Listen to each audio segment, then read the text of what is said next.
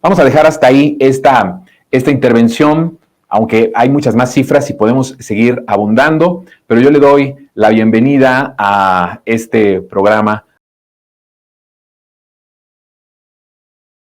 a mi querido Hernán. ¿Cómo estás, Hernán? Jonathan, gusto en verte. Ya viernes.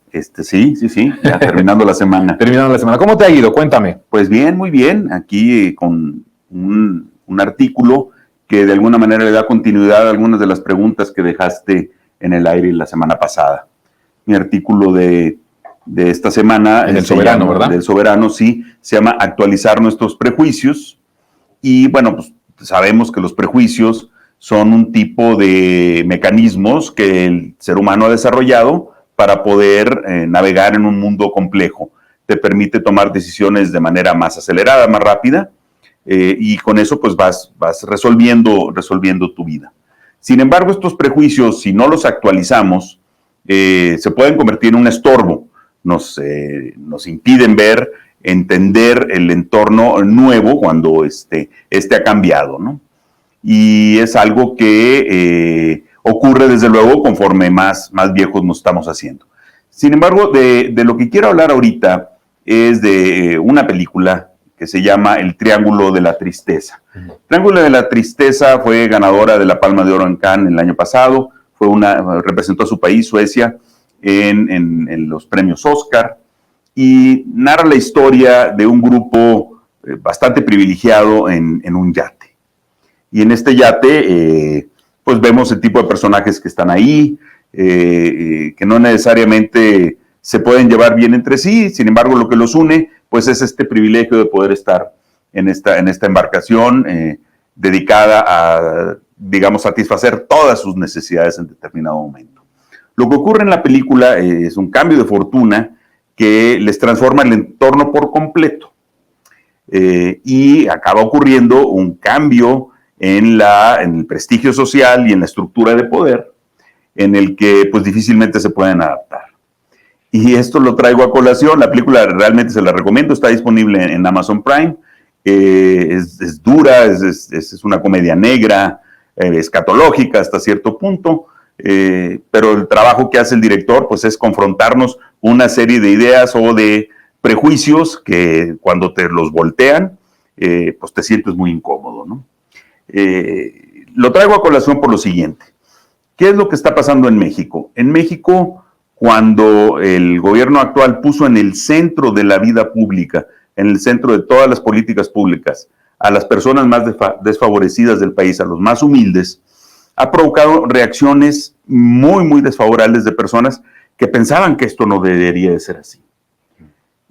Cuando no es solo el presidente, sino su gabinete y la gran mayoría de los legisladores que acompañan este movimiento se han puesto de su lado y se han puesto a trabajar para estas mayorías más humildes del país, hace que se vean muy descolocados quienes no están en la misma sintonía.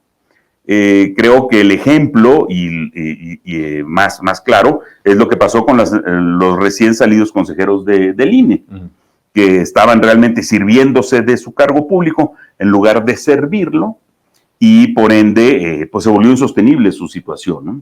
Por más que quisieron defenderse y querer ganar ciertas afinidades, pues estaban ya muy descolocados de la realidad. Y está ocurriendo también con otras personas, también funcionarios públicos, que se estaban sirviendo de y no sirviendo a, entonces los ponen en una situación muy incómoda. Dicen que se les ataca, pero realmente el ejemplo y las cosas que ha puesto la Cuarta Transformación en la manera de hacer el gobierno, pues los ha puesto en esta situación. ¿Cómo ves, Jonathan? Pero, a ver, ¿a qué le atribuyes tú que esa clase política pues está en el privilegio y se sirve del presupuesto y todo? Pero ¿por qué hay gente de clase media que los apoya? Porque ¿A qué atribuyes tú esa parte de decir, porque ni siquiera tienen ellos esos recursos? No, ni siquiera nunca los han visto y tal vez nunca los van a ver, pero salieron en la calle a defender eso.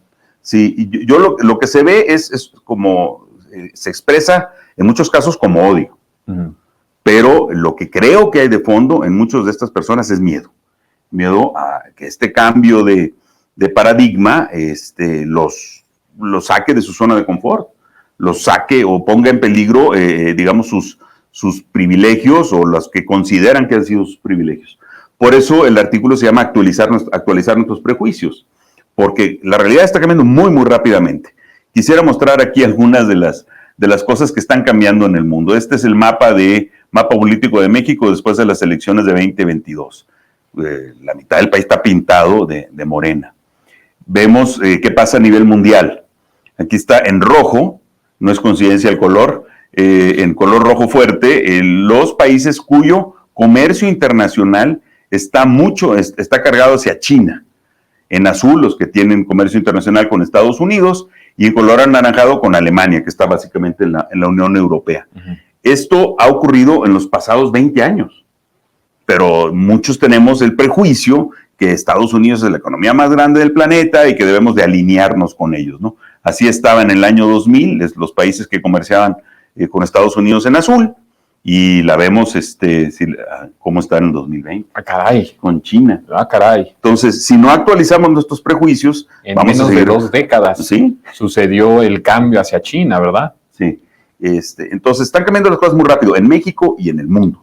Y ese cambio es tan acelerado cuando sigues quedándote con tus prejuicios, pues te pones en una posición muy incómoda y probablemente sientas miedo y lo expresas con odio, rechazo o negación. Esa es la línea que traigo en el artículo, Jonathan. No nos pusimos de acuerdo, Hernán y yo, con respecto a hablar hoy de desigualdad, pero en tu artículo hablas de la desigualdad también. Estamos finalizando los últimos minutitos, Hernán, platícanos sobre también esta parte, estas preguntas que tú haces con respecto a la desigualdad. Sí, claro, cuando la desigualdad se volvió tan evidente, cuando se puso a las personas más desfavorecidas del país en el centro de la política pública, ya las tareas que tenemos como sociedad, y no es solo el gobierno, como sociedad, se convierten en algo que, si bien se ve muy difícil, toda la voluntad de la mayoría de las personas nos puede resolverlos, ¿no? ¿Cómo hacer los servicios públicos accesibles a todo el mundo? Uh-huh. ¿Qué hacemos con el poder militar? Uh-huh. ¿Cómo logramos que la mayoría de la sociedad participe en resolver estos problemas, ¿no? Y no estar separándonos, ¿no? También cambiar o actualizar nuestros prejuicios nos va a permitir trabajar con personas que a lo mejor nunca pensamos estar juntos, pero creo que si vemos el problema general de la sociedad y del mundo, creo que todos tenemos el mismo problema y pudiéramos encaminar nuestros esfuerzos hacia allá.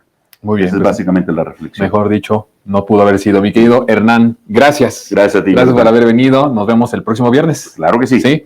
Nosotros vamos a ir con nuestra agenda internacional con Vilja Calderón. Regresamos después de eso.